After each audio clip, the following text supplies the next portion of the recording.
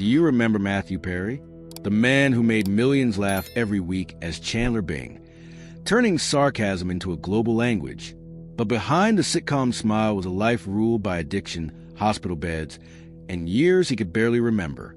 Even more shocking, he survived a medical crisis doctors said he had less than a 10% chance of living through.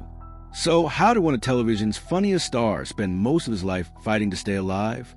Rare photos and untold truths will be revealed in this video. Watch until the end to understand why Matthew Perry remains one of Hollywood's most heartbreaking contradictions. Immediately after the bright glow of American television, Matthew Perry's story must be pulled back to a very different place. A childhood with little laughter and almost no sense of safety. Matthew Langford Perry was born on August 19, 1969, in Williamstown, Massachusetts.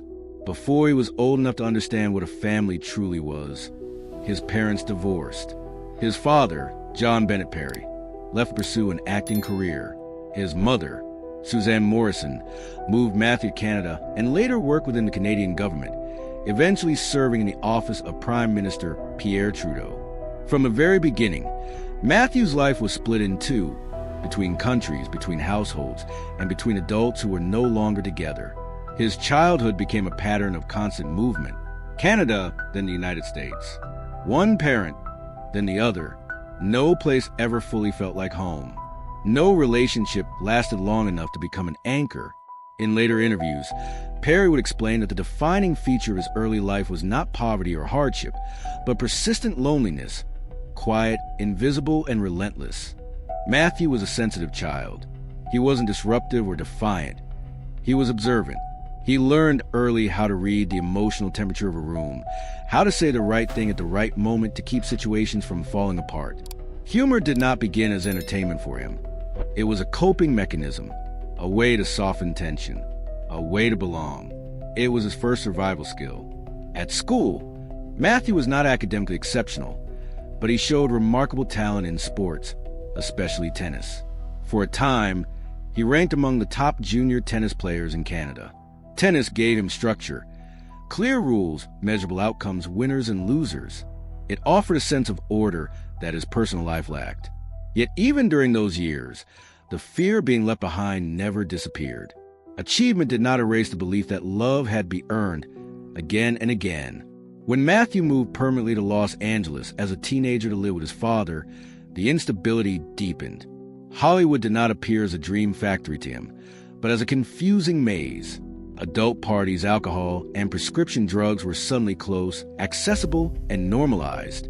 Matthew drank alcohol for the first time at a very young age, not out of rebellion, but because, for the first time, his mind felt quiet. The anxiety eased. The loneliness faded, if only briefly. That feeling stayed with him far longer than any warning ever could. In that moment, Matthew formed a dangerous association. Chemicals could provide what people could not: relief. No one around him recognized it as the early sign of a lifelong battle. On the surface, he remained intelligent, polite, quick-witted, and full of promise. But internally, Matthew Perry was learning how to live with an unnamed emptiness. And years later, that emptiness would not be filled by fame, money, or the laughter of millions, but by pills, alcohol, and long, sleepless nights. This was the silent foundation of everything that followed. As Matthew Perry entered adulthood, the need to be seen and to be wanted quietly began to guide every decision he made. After settling in Los Angeles, Perry made a crucial choice. He gave up a serious future in competitive tennis to pursue acting. It was not a romantic leap of faith. It was a calculated attempt to find belonging in a world that seemed to reward attention. Acting offered something tennis never could: applause, validation, an illusion of being chosen. His early years in Hollywood were defined by rejection disguised as opportunity. Perry landed small roles in television shows that were quickly canceled. One failed sitcom followed another.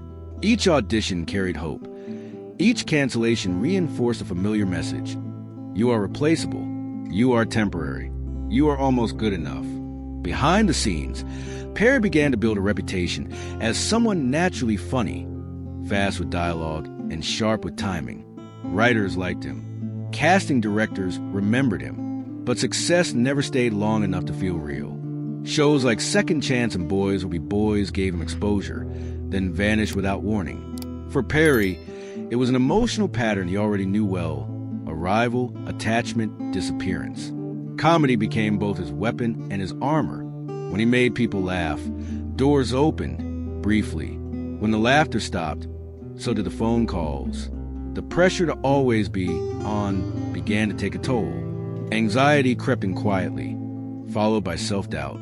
Alcohol was no longer occasional. It was becoming functional. In the early 1990s, Perry was cast in a pilot called LAX 2194, a futuristic comedy where he played a baggage handler frozen and revived centuries later. The show failed before it truly began. Another near miss. Another reminder that Hollywood owed him nothing. But something was changing. Perry's auditions were improving. His confidence on camera sharpened. Years of disappointment had refined his instincts. He understood rhythm, pacing, and vulnerability, not because he had been trained, but because he had lived it. Then came an audition that almost didn't happen. In 1994, Perry was offered a role in another pilot, a sitcom about 6 young adults navigating life in New York City.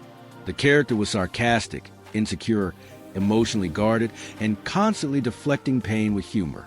Chandler Bing was not written as a star. He was written as a defense mechanism. Perry immediately recognized himself in the role. There was only one problem. He was already committed to another project. A contract threatened to keep him from auditioning at all. At the last moment, circumstances shifted. Doors that had always closed for him finally opened, not dramatically, but quietly, almost accidentally. When Perry delivered his audition, the room changed. His timing was effortless. His humor felt lived in. The jokes didn't sound written. They sounded protective. The creators of Friends later admitted that Chandler Bing felt less like a character and more like a person who had walked into the room. For the first time, Matthew Perry wasn't pretending to be funny. He was simply being honest. What he didn't know was that this honesty would bring him everything he had ever wanted, and begin taking from him everything he didn't realize he was about to lose. When Friends premiered in September 1994, nothing about it suggested it would redefine television or Matthew Perry's life.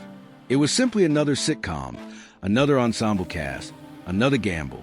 But within months, the show became a cultural phenomenon, and Perry was suddenly one of the most recognizable faces on the planet. Chandler Bing stood apart immediately. His sarcasm felt sharper, his insecurity more human. Audiences didn't just laugh at him, they recognized him. Chandler was the voice people used when they were afraid to be sincere, and Perry delivered that voice with uncanny precision. What viewers didn't realize was that the character wasn't performance. It was a translation. As Friends climbed the ratings week after week, Perry's world accelerated beyond anything he had prepared for. By the late 1990s, the cast was earning $1 million per episode. Red carpet events, magazine covers, and late-night interviews became routine. Perry was everywhere, smiling, joking, deflecting to the public. He looked like a man who had one life. Behind the scenes, the pressure was relentless. The show's schedule was punishing. Long shooting days, constant rewrites, and the unspoken expectation to always be funny, even off camera. Perry's anxiety intensified. Sleep became irregular. Alcohol was no longer a social habit. It was a stabilizer. Prescription painkillers entered the picture after an injury, and unlike fame, they offered immediate relief. What made Perry especially vulnerable was a contrast between who he was expected to be and how he actually felt. Millions associated him with laughter, confidence, and wit. Privately, he struggled with panic attacks, deep self-criticism, and a growing dependence on substances just to function. The more successful Friends became, the harder it was to admit he was unraveling. Physically, the signs were impossible to hide. Perry's weight fluctuated dramatically from season to season. In some episodes, he appeared gaunt and fragile. In others, swollen and exhausted. Viewers noticed, but explanations were vague. Illness, stress, schedule conflicts. Rare behind-the-scenes photos from that period tell a quieter story. Hollow eyes, forced smiles, and a man disappearing inside his own success. Despite the chaos, Perry continued to deliver. Episode after episode, he showed up and performed. The laughter track rolled. The audience applauded. The illusion held. What no one saw was how much it cost him to maintain it. By the early 2000s, Perry's dependence had deepened into addiction. He entered rehabilitation programs while Friends was still at its peak, disappearing from episodes and public appearances without explanation. Each return was framed as a recovery. Each relapse was hidden behind humor. To the outside world, Matthew Perry had everything: money, fame, admiration. But inside, the gap between the man and the image was widening, and it was becoming dangerous. The moment that would expose just how fragile his body and his life had become was approaching fast. By the turn of the millennium, Matthew Perry's life had reached a point where success was no longer keeping him alive. It was pushing him closer to the edge. What had begun as occasional relief had become routine dependence.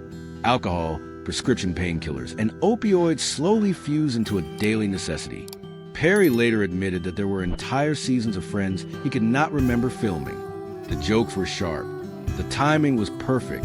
But the man delivering them was often numb, operating on muscle memory and chemistry rather than presence. In 2000, the illusion nearly collapsed for good. Perry was rushed to the hospital with severe abdominal pain. Doctors soon discovered that his colon had ruptured, a catastrophic medical emergency often linked to prolonged opioid abuse. Infection spread rapidly through his body. He fell into a coma that lasted days. When surgeons finally stabilized him, they were blunt. His chances of survival had been less than 10%. For weeks, Matthew Perry hovered between life and death. Tubes, machines, and surgical scars replaced sound stages and laugh tracks. His body, once the vessel of beloved character, was reduced to something fragile and unrecognizable. When he eventually woke up, he weighed dramatically less. He had lost muscle, strength, and any illusion of invincibility. The recovery was brutal. Months of rehabilitation followed. Perry had to relearn basic movements, rebuild his body, and confront a truth he had spent years avoiding. He could not outrun addiction with success. For a brief moment, it seemed like the wake-up call he needed. But addiction rarely ends with clarity. Despite repeated stints in rehab, the cycle continued. Perry would leave treatment determined to stay clean, only to relapse under pressure, loneliness, or fear. Each relapse carried more shame. Each attempt at recovery felt heavier than the last. By his own account, he spent millions of dollars trying to get sober, yet sobriety remained fragile and conditional. During this period, his personal relationships suffered deeply. Romantic connections faded under the weight of instability and mistrust. Friendships grew complicated. Even his bond to the Friends cast, strong and supportive, could not shield him from himself. Perry feared intimacy almost as much as he feared being alone. Addiction kept him suspended between the two. Physically, his body bore the cost. Multiple surgeries followed. Chronic pain became a constant companion. And pain management brought him back to the very substances he was trying to escape. It was a trap without clear exits. Every solution seemed to circle back to the problem. What made his struggle particularly isolating was the expectation attached to his public identity. Matthew Perry was supposed to be funny, grateful, lucky. Few people wanted to hear that the man who made them laugh was terrified, exhausted, and unsure if he would survive his own habits. And yet, he did survive, again and again. Each time, the headlines framed it as a comeback, another recovery, another second chance. But survival did not mean peace. It meant continuation, waking up every day knowing the battle was still waiting. Eventually, Perry began to realize that if he kept fighting addiction in silence, it would win quietly. That realization led him towards something he had avoided his entire life: telling the truth. As Matthew Perry moved into his later years, the fight shifted, not away from addiction, but toward honesty. For the first time, Perry began to understand that secrecy had been one of his greatest enemies. Fame had allowed him to hide. Humor had allowed him to deflect. But survival, he realized, required something far more uncomfortable: truth. Not the polished version offered in interviews, but the kind that stripped away dignity and exposed fear. He stepped back from the relentless cycle of Hollywood expectations. Roles became fewer. Public appearances grew rarer. Instead, Perry redirected his energy towards something deeply personal, helping others who were trapped in the same cycle that had nearly destroyed him. He opened sober living facilities and quietly supported recovery programs, not as a celebrity spokesperson, but as someone who understood the language of relapse, shame, and desperation. For years, he resisted writing about his life. The memories were fragmented. Some years were missing entirely. But eventually, Perry accepted that his story, incomplete, painful, and unflattering, might still matter. In 2022, he released his memoir, Friends, Lovers, and the Big Terrible Thing. The book was not a victory lap. It was a confession. In its pages, Perry admitted to things fans had long suspected but never fully understood. He described spending millions of dollars on rehabilitation. He revealed how close he had come to death, repeatedly. He acknowledged that while friends brought him everything he thought he wanted, it could not give him peace. Fame had amplified his pain rather than cured it. Most striking was his honesty about fear. Perry wrote not as a man who had conquered addiction, but as someone who lived in constant awareness of it. Sobriety for him was not a destination. It was a daily negotiation, a fragile balance that could be broken by stress, loneliness, or memory. Public reaction to the memoir was complex. Some praised his vulnerability. Others were unsettled by how raw it was. Perry did not present himself as a role model. He presented himself as evidence of what happens when trauma goes untreated and success arrives too early. Yet within that discomfort was something genuine. For the first time, the man who had spent decades making people laugh without revealing himself was speaking without a punchline. He was no longer hiding behind Chandler Bing sarcasm. He was simply Matthew, flawed, afraid, and still trying. In interviews following the book's release, Perry spoke about wanting to be remembered not for friends, but for helping people get sober. It was a quiet ambition, almost fragile in its hope. He wanted his pain to mean something beyond survival. For a moment, it seemed possible that he had finally found a different way to live. But life did not grant him the long, steady resolution his honesty seemed to deserve.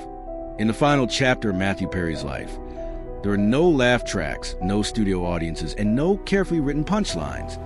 Only quiet routines and long stretches of solitude. In his last years, Perry lived largely away from the center of Hollywood. He kept a lower profile, choosing privacy over visibility.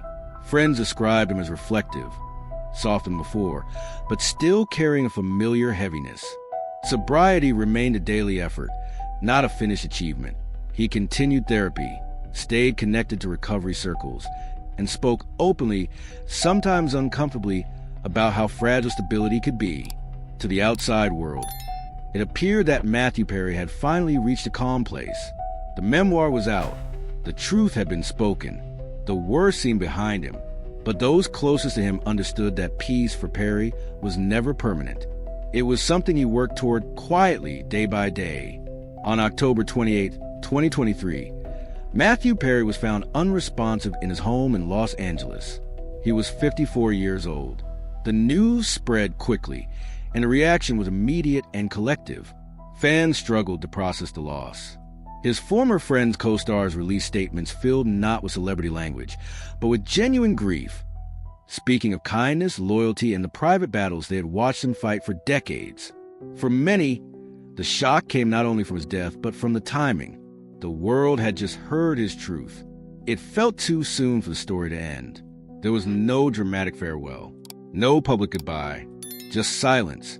In the days that followed, old scenes from Friends circulated endlessly.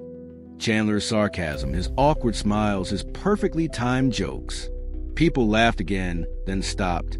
The contrast became impossible to ignore. How could someone so deeply associated with joy carry so much pain alone? Matthew Perry's legacy does not fit neatly into a single narrative. He was not a cautionary tale, nor a redemption story with a clean ending. He was a man who survived longer than anyone expected, fought harder than most people ever saw, and spoke honestly when it finally mattered to him most. He made millions feel less alone, even while feeling profoundly alone himself. In the end, perhaps that is the contradiction that defines him. A man whose voice filled living rooms around the world, yet who spent much of his life searching for quiet relief from his own mind. Fame did not save him. Money did not heal him. But his honesty, his humor, and his willingness to expose his struggle left something lasting behind. The laughter remains. The silence does too. And somewhere between the two, Matthew Perry's story continues to resonate, not as a sitcom memory, but as a reminder that behind every familiar smile, there may be a battle we never see.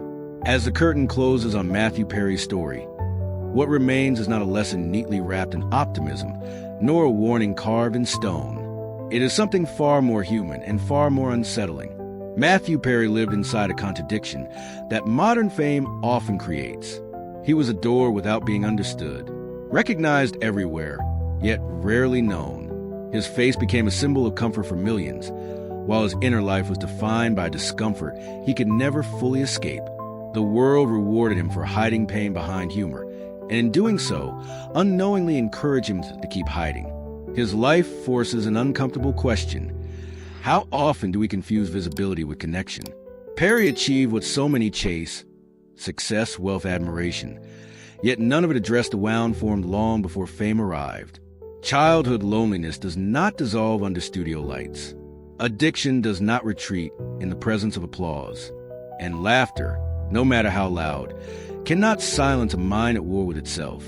What makes Matthew Perry's legacy endure is not just friends, but the courage it took, late, imperfect, and costly, to finally speak without disguise. In telling the truth about his addiction, his fear, and his fragility, he shattered the illusion that talent and success are shields against suffering. He reminded the world that survival is not a straight line, and honesty does not guarantee rescue. There is no triumphant ending here, only resonance. When people revisit his work now, the laughter carries new weight. It is layered with understanding, with sadness, with empathy. Chandler Bing will always be funny, but Matthew Perry will always be human, flawed, wounded, searching. And perhaps that is the quiet power of his story. Not that he overcame everything, but that he showed what it looks like when someone tries again and again, even while knowing a fight may never truly end. Behind every familiar smile, there is a private life. Behind every laugh, a possible ache. Matthew Perry's story asks us to look closer, and maybe to be gentler with others and with ourselves.